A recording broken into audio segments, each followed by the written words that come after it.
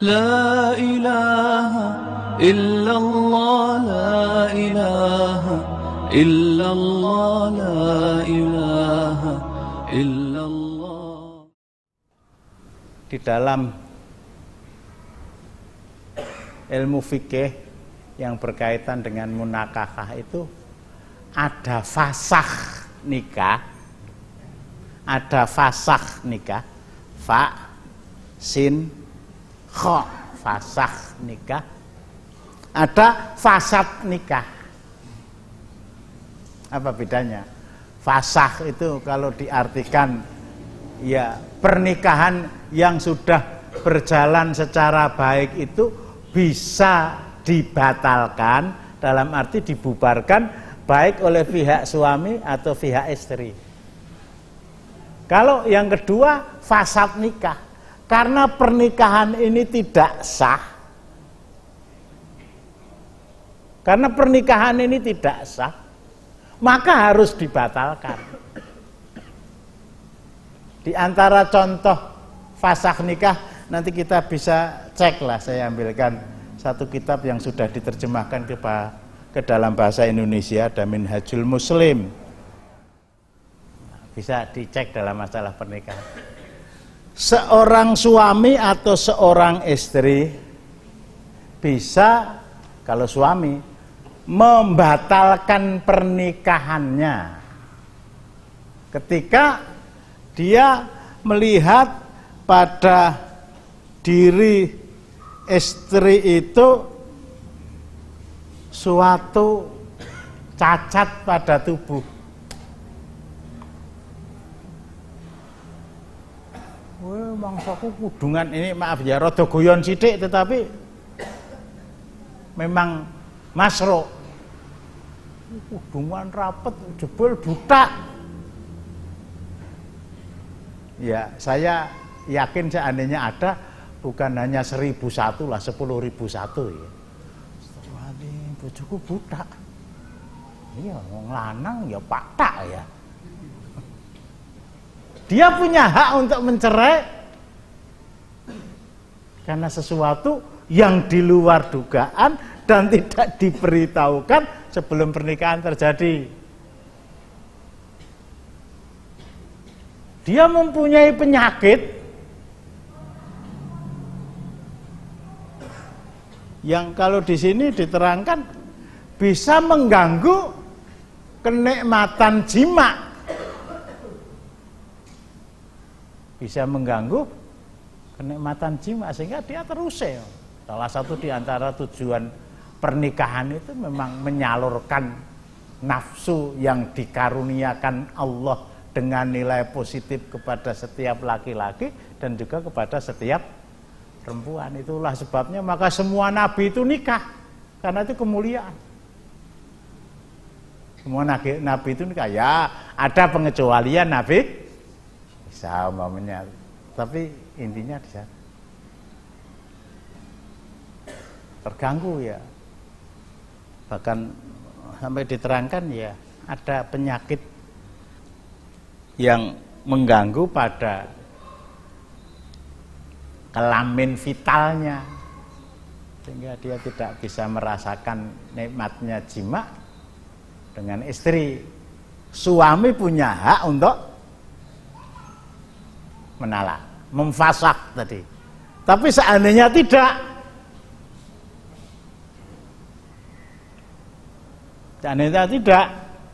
ya mudah-mudahan Allah mencatat dia sebagai seorang laki-laki yang mulia. Sudah apa adanya saya terima. Saya minta istri saya bisa memaklumi kalau sampai akhirnya saya nikah lagi umpamanya begitu. Yang pertama. Kemudian ghurur, menipu. Kalau contoh dalam fikih, katanya wanita merdeka ternyata budak. Katanya wanita muslimah ternyata wanita Kristen. Pembahasannya nanti lebih jauh. Katanya seorang gadis ternyata sudah orang yang nyambung tuh. Ternyata sudah janda. Ini dari pihak suami, pihak istri juga punya di belakang hijab itu. Oh, katanya S1 ternyata SD. Boleh itu, boleh gugat, boleh. Kalau suami mencerai, kalau istri menggugat ke pengadilan. Pengadilan agama itu ada, tetapi kepada orang yang dianggap alim, kami punya persoalan seperti ini, Pak. Tolong diselesaikan. Silakan. Ngapa? Ngapusi. Katanya punya perusahaan, ternyata cuma jadi cleaning service-nya. Itu istri punya hak untuk menuntut talak kepada, menuntut cerai, menggugat cerai kepada pengadilan, Mahkamah Syariah. Dan Mahkamah Syariah yang ada di Indonesia itu usianya sudah sekitar 140 tahun.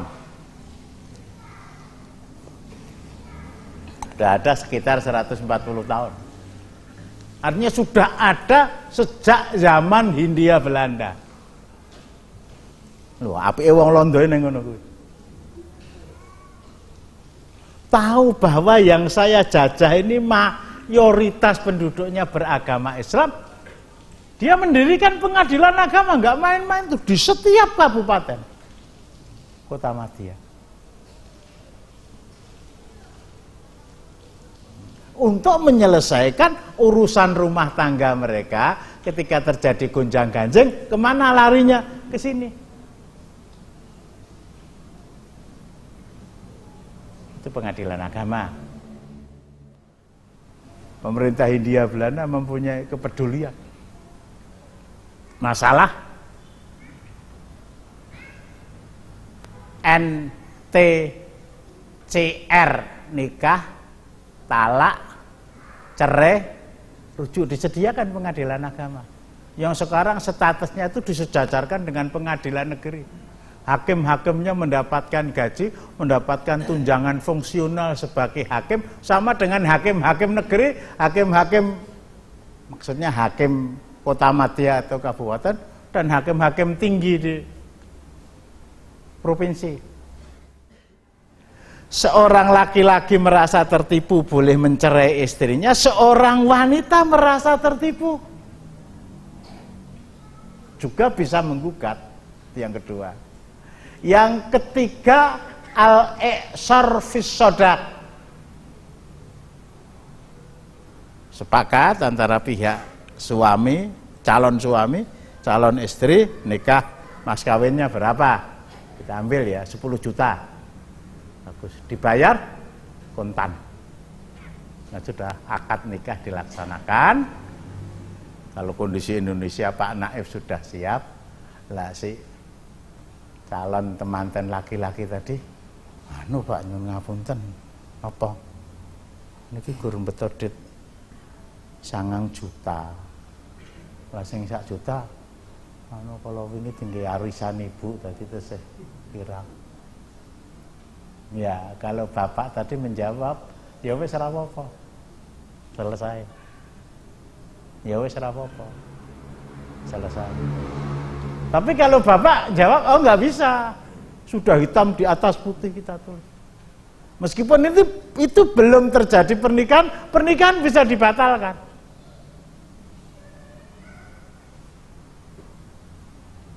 Masuk, ya sudah nggak apa-apa, 9 juta ya, 9 juta, kurang berapa, 1 juta, dibayar berapa bulan, 3 bulan. Longgar, tidak dihitung dengan kalender Hijriah yang 30/29, tapi dihitung dengan kalender Maret yang 31, April 30, 31 dan 30. Pas 3 bulan belum bayar.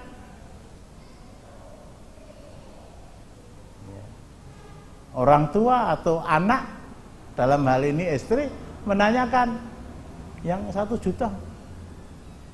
Ya cengingis.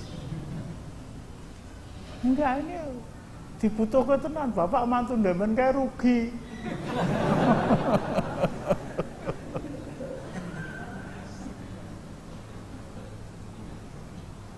Semangsane mantu ragil sing nyumbang opeh jebel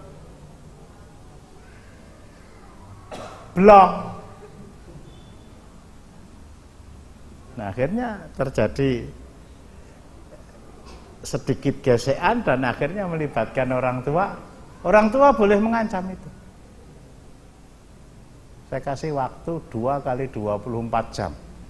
Kalau 1 juta enggak kamu bayar, saya akan gugat kamu ke pengadilan. Hati-hati ya. Ngekei mas kami ini gampang ya. Mushaf Al-Quran 30 juz dan seperangkat alat sholat.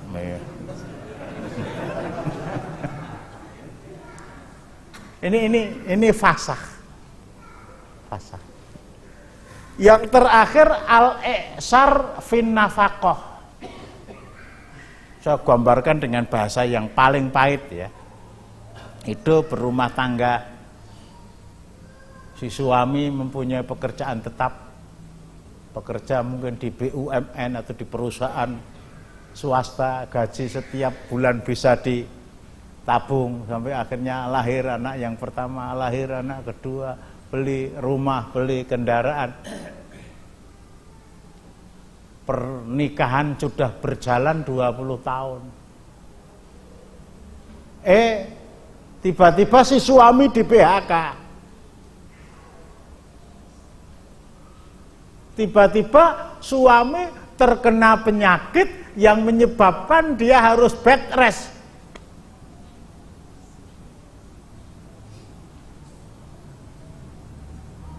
Udah 20 tahun itu. Bahkan sudah 25 tahun nek nggone wong kopet sudah nikah perak itu, kawin perak. 25 tahun kawin perak, 50 tahun kawin emas, 75 tahun kawin zamrud, 100. Loh, weladalah darane. Tenan itu. Lah yang ngapus itu yang 100 tahun tuh kawin apa? Kawin bandoso lalu. Tapi kalau kawin zamrud itu iya. Sudah 25 tahun. Maaf ya, mak pledis. Ya namanya sudah nyelengi 25 tahun ya. Suami sudah harus istirahat total oleh dokter. 1 hari, 1 pekan, 1 bulan. Suwe-suwe kok dalan. Madang yuk dulang. Kon mawi betres. Aku kon pentalitan nyambut gawe dan seterusnya. Kalau dia ini ujian bagi saya. Ini pintu jannah yang disediakan Allah untuk saya. Ya mudah-mudahan dia mendapat tetesan pribadi Ummul Mukminin, terutama Khadijah binti Khuwailid yang mengorbankan harta, benda dan kekayaannya untuk suami sampai betul-betul menjadi orang miskin. Nggak ada masalah. Tapi kalau sampai wah wis madange ora sudo malah tambah, dia menggugat. Lah di sini kepedulian para ulama Indonesia kepada para gadis muslimah dari kesewenang-wenangan suami kalau dia nikah, akhirnya mereka membuat formulasi yang akhirnya formulasi tadi diserahkan kepada Menteri Agama di awal-awal kemerdekaan dan diterima, sehingga nanti kalau pulang di belakang akta akta nikah kita itu ada yang namanya talak. Sekali lagi untuk menghindari kesewenang-wenangan suami. Sehingga di sana kalau saya tidak memberi nafkah wajib kepada istri saya 3 bulan namanya. Kalau saya membiarkan istri saya 4 bulan namanya ilah.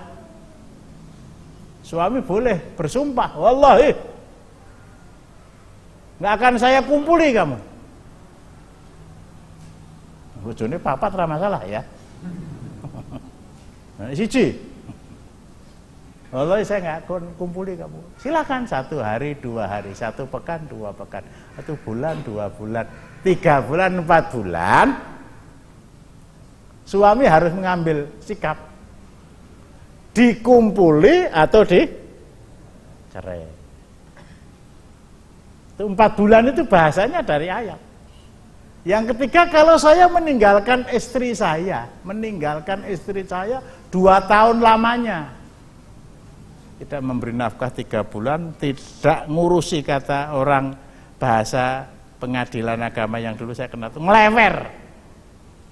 Enggak ngurusi istri 4 bulan namanya.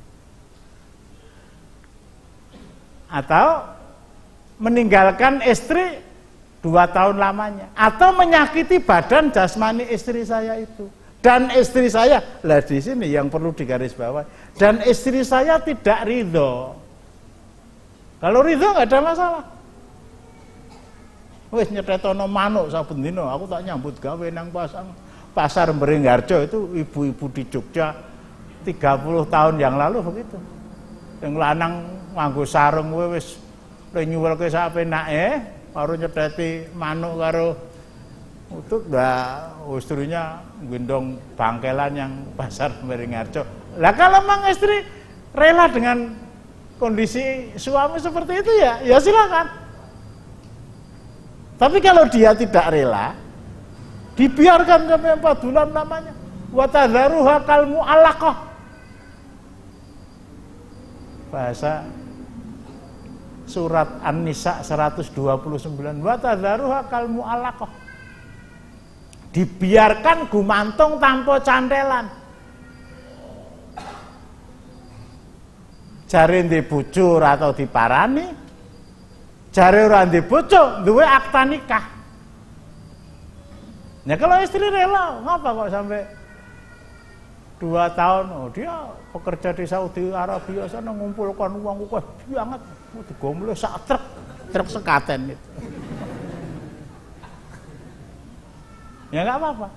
Sampai atau saya menyakiti badan jasmani istri saya itu, kemudian istri saya tidak rela. Kalau rela ya nggak apa-apa. Latihan ya kedua-duanya punya ban hitam kungfu lah. Ini istri mempunyai hak untuk menggugat. Istri punya hak untuk menggugat. Ya dalam suasana bukan merengek ya. Suami mungkin juga ya itu hak kamu, cuma pernikahan kita ini sudah 25 tahun. Anake dhewe sing wedok wis 24 tahun. Besok bulan Juni sudah mau wisuda S1, wis eneng sing lamar. Apa ya sampai hati kamu menikahkan anak kita sementara kita sudah pisah, bukan sebagai suami istri lagi ya. Merengek dalam artian memikirkan anak-anak ya silakan. Dan seandainya sekali lagi saya tekankan, kalau istri itu legowo betul ya Khadijah. Tapi kalau dia merasa tidak kuat dengan apa yang dia alami, dia punya hak untuk menggugat. Bahkan bukan hanya 4. Bukan hanya 4. Itu pun Pak Naib kalau Pak Naib nuwun sewu, Undang-Undang Perkawinan nomor 1 tahun 74 ayat berapa, pasal berapa yang mewajibkan calon suami setelah akad nikah itu harus membaca taklek talak Oh, gelagapan itu. Ya mungkin karena dia sedang kuasa. Sudah mau apa enggak? Kalau enggak rasi tak nikah ke lo, aku mulai lo. Gue pun lah. Artinya kalau kita berbicara baik-baik dengan Pak Naib, nggak usah baca akta nikah saja Pak Naib. Boleh. Itu cuma ya tadi ya, usaha preventif dari para ulama untuk melindungi wanita-wanita Indonesia dari kesewenang-wenangan suami. Itu pun boleh ditambah. Ya, bapak-bapak yang mempunyai anak gadis, termasuk ibu-ibu yang menjelang nikah, ahakkus surut antuwafabiha. Persyaratan yang paling harus dikedepankan, persyaratan yang harus paling mendapatkan skala prioritas, mastahlaltum bil furuj, yaitu persyaratan yang menghalalkan persenggamaan, persyaratan yang menghalalkan jima. Maksudnya persyaratan yang dibuat tentu saja dari pihak istri kepada calon suami. Saya mau kamu nikahi. Kalau talak tadi dibaca setelah nikah. Saya mau kamu nikahi. Apa syaratnya? Saya tidak mau disuruh bekerja. Pokoknya saya menjadi ratu rumah tangga. Kuar pentalitan gue cak durunge subuh tekan ngisak mulai orang gawa duit, itu urusanmu, ning aku nek dikon ngewangi aku mau. Tuntutan ini sesuai dengan syariah. Wah, ya aja ngono to, Dik lah gitu. Jadi sampai saya mau kamu nikahi, tapi saya tidak mau kamu bawa pulang ke rumah orang tua kamu. Lah ngapa? Orang tua saya sudah uzur, saya anak tunggal, jadi kalau saya tinggalkan mereka yang ngurusi siapa? Nah, si suami kalau tidak mau, ya sudah harus itu. Kalau mau ya alhamdulillah. Anaknya guru siji, bapaknya mati, mboknya mati, omahe dadi tak aku. Ya nek sing mati pak mbok, lha nek bojomu.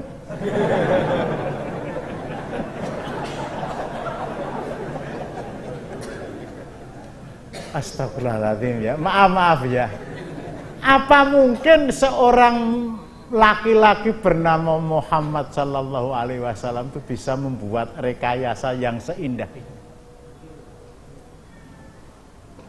Jadi boleh mengajukan persyaratan, boleh. Ini anak saya baru semester 3, boleh kamu nikahi, syaratnya harus diizinkan kuliah sampai rampung. Silakan. Dia tidak mau diperintah untuk masak. Lah kalau ini nanti dulu. Saya mau dinikahi tapi saya nggak mau melahirkan anak kamu dari rahim saya. Nggak boleh. Nggak boleh. Saya mau kamu nikahi tapi kamu sediakan untuk saya rumah dengan segala perkakasannya secara komplit. Memang itu kewajiban suami. Meskipun 100 syarat, kata Rasulullah, sabda Rasulullah. Nah di sini seorang bapak juga harus betul-betul tanggap, ya, betul-betul tanggap. Menikahkan anak gadis kepada seorang laki-laki berarti menyerahkan swarga nerakane anakku kepada dia. Jadi sampai yang dituntut itu seandainya ya, seandainya kamu harus sholat jamaah setiap hari 5 kali di masjid supaya betul-betul bisa qawam. Karena orang yang meremehkan sholat mesti akan meremehkan urusan selain sholat. Man doya'a, kata Umar, wa huwa lima siwaha adya. Barang siapa yang meremehkan sholat, maka urusan selain sholat mesti akan lebih dia remehkan. Coba kita muhasabah ya. Jangankan tidak jamaah, ayo jamaah. Nah, dia jamaah. Yang nang masjid. Yo nganggo pakaian lengkap. Ambil saf pertama,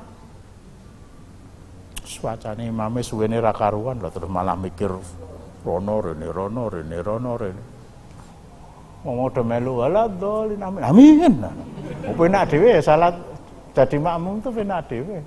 Ruko. Tahiyat, salat lagi Mas. Assalamualaikum. Kalau memang dia sengaja meremehkan sholat itu, kepada urusan selain sholat mesti akan meremehkan. Ini fasah. La ilaha illallah, la ilaha